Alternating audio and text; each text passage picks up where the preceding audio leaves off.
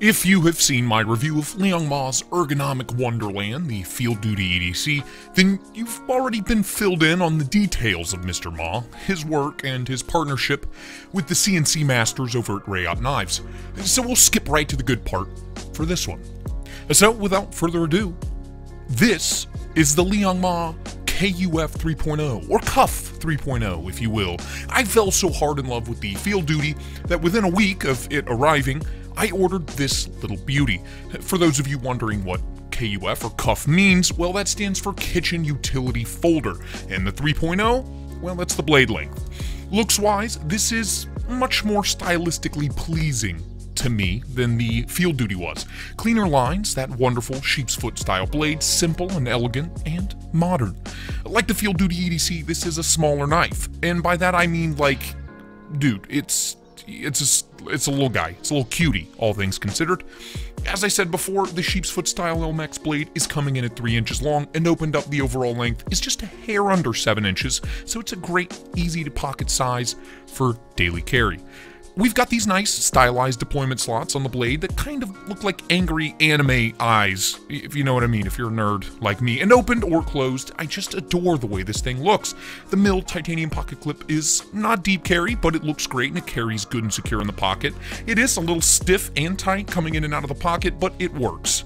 And just like the Field Duty I reviewed, the baby cuff here is made with Ma's monoblock construction, where the lock bar side is this beautifully done stone-washed titanium, and the back spine and show side are all machined out of one single piece, one single block of, well, in this case, G10, but it's also available in carbon fiber and micarta and all kinds of crazy shit.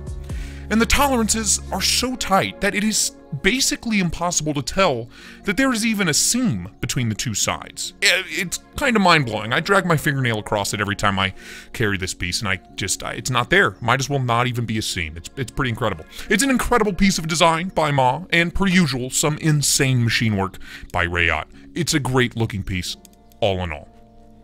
The ergos here, however, are the only area where I have a couple of nitpicks.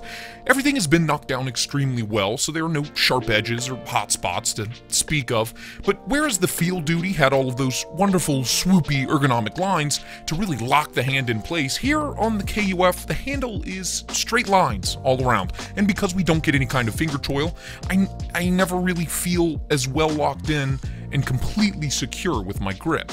It is comfortable in most any situation and in most any grip, but never quite as locked in as I want. We do have nice comfy jimping along the back spine of the blade to add a little bit of grippiness, not a lot, just a little bit, and thanks to the minute size of the piece, you can get your index finger almost all the way out to the tip of the blade for those utility cuts and draw cuts. And the kitchen part of the name makes sense when you consider your fingers are placed above and out of the way of the blade. So if you're using it on a cutting board, your chubby little digits aren't bashing into your surface. Overall, the ergos are fine, but nowhere near as exceptional as the ergos on the Field Duty. I guess you can't have it all. Now then, that blade is another story. I'm a sucker for a good sheep's foot. Just enough belly to slice and dice the day away, but a sturdy, reinforced tip for draw cuts and prying open paint cans and, shotgunning beers, etc., etc. And much like the Field Duty, this full flat ground piece of LMAX was made to be used, and it has handled each and everything I can throw at it over the past month or so, without breaking a sweat. Nice and thin behind the edge, but thanks to that full flat grind, the blade stock is thick and hardy up at the top, giving us a rugged and tough blade up to any kind of abuse you can dream of. And the blade steel being LMAX, from my experience with the steel, it's great. It's a great steel. You can expect some great rust resistance and similar edge retention to M390. Not as good, but, around that M390 20CD range. Overall, a great steel, a laser beam cutting edge, and a blade that just begs to be used. A+. And finally, the action. This little number is running on bearings, and they are buttery smooth bearings. Opening this piece with thumb flicks or reverse flicks is as mindless a task as breathing in and breathing out. The detent is well dialed for good and snappy deployment, and the slot... I'm mostly gonna be doing the slots. Yeah, I'm hoping to do some sluts too. And the slots are shaped in a way that lets you use the fat of your finger, your fingernail, or pretty much anything you can get in there. Cool. On the close, just like the Field Duty, it's not a guillotine, and not a drop-shut destroyer of fingers, but it is endlessly smooth and flawlessly controlled all the way down. A couple shakes, and she's in.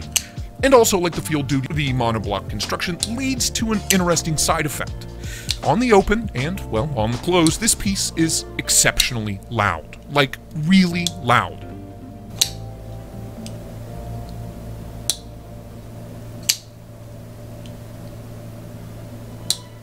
The way it's put together turns the handle into kind of like a resonance chamber that magnifies the actuation noises and then shoots them out into the world, where it will no doubt cause ears to ring throughout your house and or place of work. And honestly, for me, that kind of just makes it all the more satisfying to sit and fidget with. All the more fun when I'm annoying my fiancé for hours on end. It's a fun action that's as reliable as the setting sun, and one that I adore. So at the end of the day, where does all of this leave me with the $299 Rayot-made Liong Ma KUF 3.0? Well, first off, the price. It feels like a bit much for what we're getting, especially when you consider the Field Duty EDC is about 30 or 40 bucks cheaper. And the Field Duty seems like the harder one to produce, like there's more work involved. It's hard for me to say, oh, dude, what a great piece, what a great price, what a great deal, as far as the KUF goes, you know, especially considering the Field Duty has the same incredible action, and much better ergos, and, honestly, the same incredible cutting performance.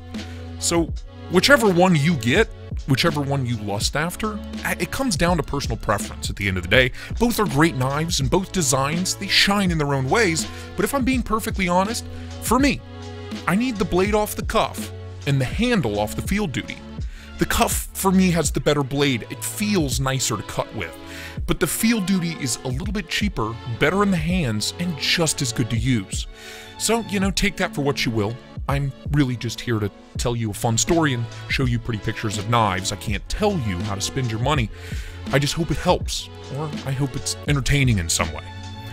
So, again, take that for what you will. Mr. Ma, it would be greatly appreciated if you could get to work on that KUF Field Duty Hybrid for me.